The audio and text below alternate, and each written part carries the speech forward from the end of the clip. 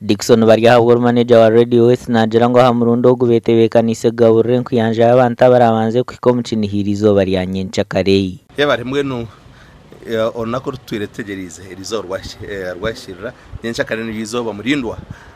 emyaka 4 tukushaguza umucinihiro SABA SABA erizooba twatusibire Okubaaga twasibire turonde biceri ente 10 za ferwa magara kandi zona zitebekanisibwe abantu ba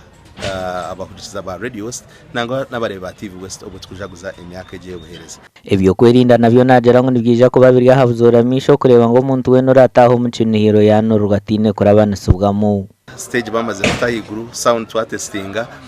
kandi buri kimwe kiri on plan kigendera plan ko kutwirete ntutekateka security eruguruguru mweno eco nkimanyisangu abantu abarije nebija kuba bari safe n'ebintu byabo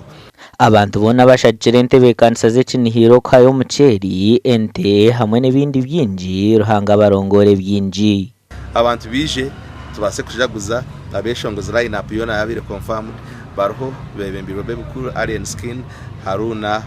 Kazibwe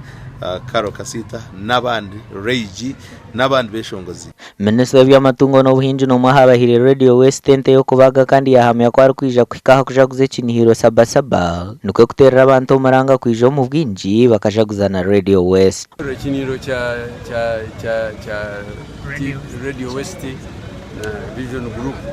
icyo kuza kubaho ntikunda kuba mutu ya mbere umuntu nguko muhango mutu nka Uganda nka government nyunko umuntu nko mutaka nko muhingi nko murisa ite radio yanyu tukozise munonga kwabara abahingi nawe cyo okujaguza kwanyu ntukushemerwa mukantuza kubakwasa nanye mbatwerire ni mpamya nija kubaho mbakwasa mu kujaguza